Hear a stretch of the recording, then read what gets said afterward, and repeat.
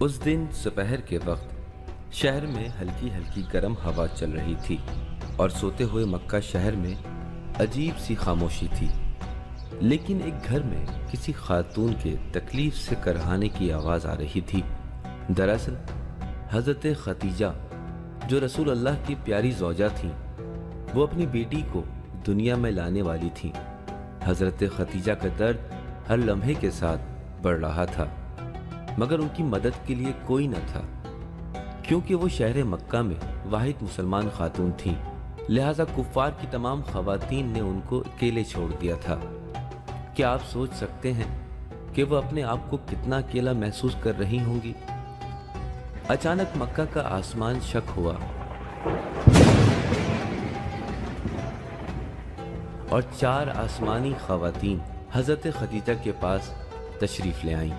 سارہ جو حضرت ابراہیم کی زوجہ تھیں، حضرت آسیہ جو فرعون کی زوجہ تھیں، اور حضرت مریم جو حضرت عیسیٰ کی والدہ تھیں، اور حضرت کلثوم جو حضرت موسیٰ کی بہن تھیں۔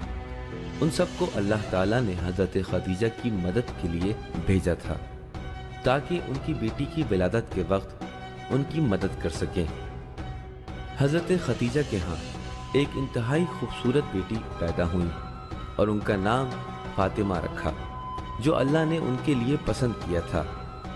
رسول خدا بہت خوش ہوئے اور وہ اپنی بیٹی کو بہت چاہتے تھے، جبکہ وہ ابھی بچی تھیں، لیکن جب بھی وہ کمرے میں داخل ہوتیں تو رسول اللہ ان کے احترام میں کھڑے ہو جاتے تھے اور ان کے ہاتھ چومتے تھے۔ جب کبھی وہ سفر پر جایا کرتے تو ہمیشہ حضرت فاطمہ کو سب سے آخر میں ملتے، اور جب سفر سے واپس آتے تو سب سے پہلے انہی سے ملاقات کرتے۔ مختلف موقعوں پر کہا کرتے کہ فاطمہ میرے بدن کا ٹکڑا ہے۔ کچھ سال بعد حضرت ختیجہ بیمار ہو گئیں اور ان کا انتقال ہو گیا۔ رسول خدا بہت غمگین ہوئے۔ اب صرف رسول خدا اور حضرت فاطمہ رہ گئے تھے۔ اس مشکل وقت میں حضرت فاطمہ نے اپنے بابا کو بہت محبت دی اور بہت خیال رکھا۔ جب بھی کبھی کفار ان کے بابا کو کوئی تکلیف پہنچاتے تھے تو وہ ان کے زخموں کی مرہم پٹی کیا کرتی تھی۔ رسول اللہ کا پیار ان کے لیے دن بدن بڑھ رہا تھا۔ لوگ سوچنے پر مجبور ہو گئے کہ آخر کیوں رسول اللہ اپنی بیٹی کو اتنا پیار کرتے ہیں اور ان کی اتنی عزت کرتے ہیں۔ ایک دن اللہ تعالیٰ نے رسول اللہ سے فرمایا کہ مکے کے لوگوں کو کہیں کہ آپ کو محمد کے بجائے رسول اللہ کہا کریں۔ سب لوگوں نے، یہاں تک کہ جناب فاطمہ نے، آپ کو رسول اللہ کہہ کر مخاطب کیا تو آپ نے فرمایا، میری پیاری بیٹی، اللہ کا یہ حکم تمہارے لیے نہیں ہے، تم مجھ سے ہو اور میں تم سے، تم مجھے پیارے بابا جان کہا کرو، کیونکہ یہ الفاظ اللہ کو خوشی عطا کرتے ہیں اور میرے دل کو بھی تسکین عطا کرتے ہیں۔ کئی سال گزرے اور حضرت فاطمہ جوان ہو گئیں اور ان کی شادی کا وقت آن پہنچا۔ مکہ کے بہت سارے امیروں نے آپ کا رشتہ بھیجا، مگر کوئی بھی اس لائق نہ تھا، اور حضرت فاطمہ نے امام علی سے شادی کی، کیونکہ صرف وہی تھے جو ان کے لائق تھے۔ حضرت فاطمہ اور امام علی نے اپنے گھر میں ہنسی خوشی زندگی بسر کی۔ اللہ نے انہیں امام حسن اور امام حسین، حضرت زینب اور حضرت کلثوم جیسی بہترین اولادوں سے نوازا۔ حالانکہ بچوں اور گھر کی ذمہ داری نبھانا آسان نہ تھی، لیکن حضرت فاطمہ نے کبھی کوئی شکایت نہ کی۔ ایک دن حضرت فاطمہ کے نام کے راز سے پردہ اٹھا۔